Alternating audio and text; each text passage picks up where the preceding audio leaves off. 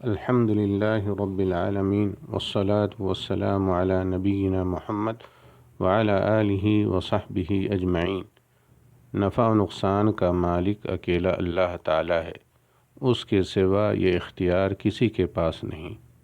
ایک مسلمان کا محض اللہ تعالی پر ہی اعتماد اور بھروسہ ہوتا ہے کہ ہر قسم کا نفع و نقصان اللہ ہی کے ہاتھ میں ہے، اور نفع و نقصان کا کسی مہینے سے کوئی تعلق نہیں۔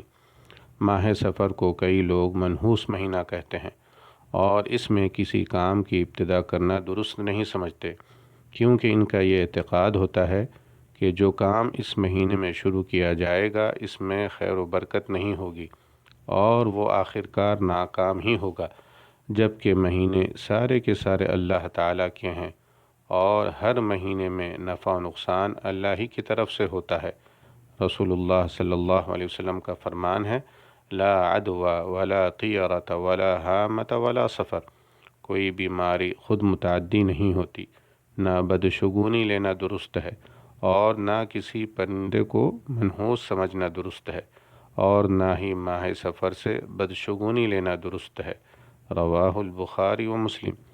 کسی کام کے کرنے کا پختہ عزم کر لینا، پھر کوئی چیز دیکھ کر یا کوئی بات سن کر وہ کام نہ کرنا، یہ بدشگونی ہے، یہ جاہلیت والا عمل ہے۔ اس طرح کرنے والا وہ گویا اللہ تعالیٰ پر توکل نہیں کرتا، بلکہ وہ اس چیز پر توکل کرتا ہے جس کی کوئی حیثیت نہیں ہے۔